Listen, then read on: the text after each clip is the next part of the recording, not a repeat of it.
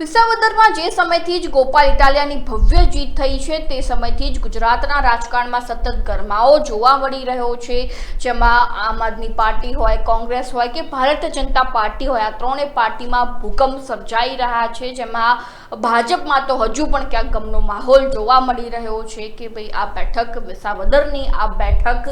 ગોપાલ ઇટાલિયાના ફાળે ગઈ, ત્યારે બીજી બાજુ કોંગ્રેસમાંથી શક્તિસિંહ ગોહિલે તાત્કાલિક ધોરણે રાજીનામું આપી દીધું। વિસાવદર અને કડીના પરિણામો આવ્યા બાદ અને ગઈકાલે જ આમ આદમી પાર્ટીમાંથી ઉમેશ મકવાણાએ આમ આદમી પાર્ટીનો જ મોટો બળાપો કાઢ્યો પ્રેસ કોન્ફરન્સ કરીને, એટલે પાર્ટીમાં પણ ગરમાવો જોવા મળી રહ્યો છે, રાજકારણમાં નવા જૂની સતત થઈ રહી છે અને તે વચ્ચે હવે આમ આદમી પાર્ટીમાંથી એક નવા સમાચાર આવે તો નવાઈ નહીં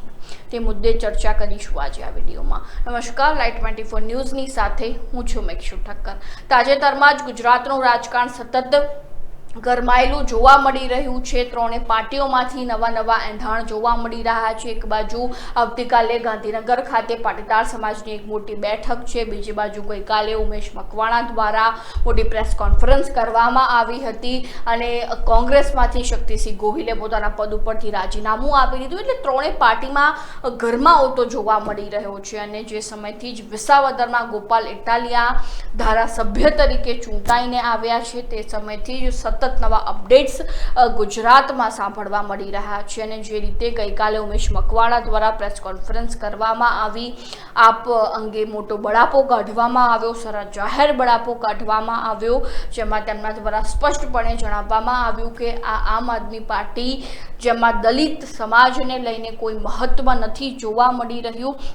આવા અનેક સનસનીખેજ આરોપો ઉમેશ મકવાણા દ્વારા પોતાની જ પાર્ટી ઉપર લગાવવામાં આવ્યા અને આ પ્રેસ કોન્ફરન્સ કર્યા બાદ અનેક તર્ક વિતર્ક બહાર આવી રહ્યા હતા કે શું ઉમેશ મકવાણા ભારતીય જનતા પાર્ટીમાં જોડાશે કે કેમ, અને એના પહેલાં પણ જે છે તે ઉમેશ મકવાણાને લઈને અનેક સમાચારો વહેતા થયા હતા કે ભારતીય જનતા પાર્ટીમાં ઉમેશ મકવાણા જોડાઈ જશે, જો કે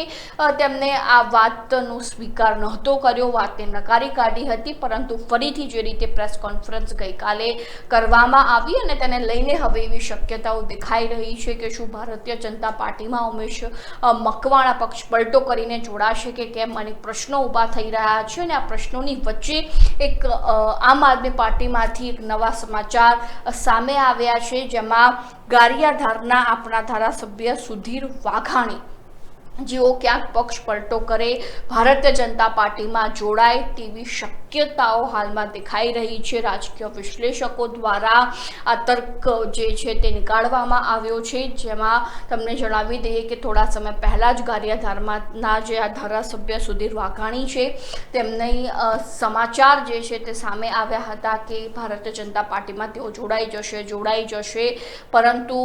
થોડા સમય પહેલાં જ એ સમાચાર જો કે નકારી કાઢવામાં આવ્યા હતા, પરંતુ ફરીથી જે રીતે ઉમેશ મકવાણા દ્વારા બળાપો કાઢવામાં આવ્યો અને બીજી બાજુ સુધીર વાઘાણીને લઈને પણ આગાહીઓ કરવામાં આવી રહી છે કે તેઓ પણ ભારતીય જનતા પાર્ટીનો ખેસ ટૂંક સમયમાં પહેરી શકે એવી શક્યતાઓ દેખાઈ રહી છે, તેવી ચર્ચાઓ ચાલી રહી છે। રાજકીય વિશ્લેષકો એવું કહી રહ્યા છે, કારણ કે જે રીતે વિસાવદરમાં ગોપાલ ઇટાલિયાની ભવ્ય જીત થઈ છે,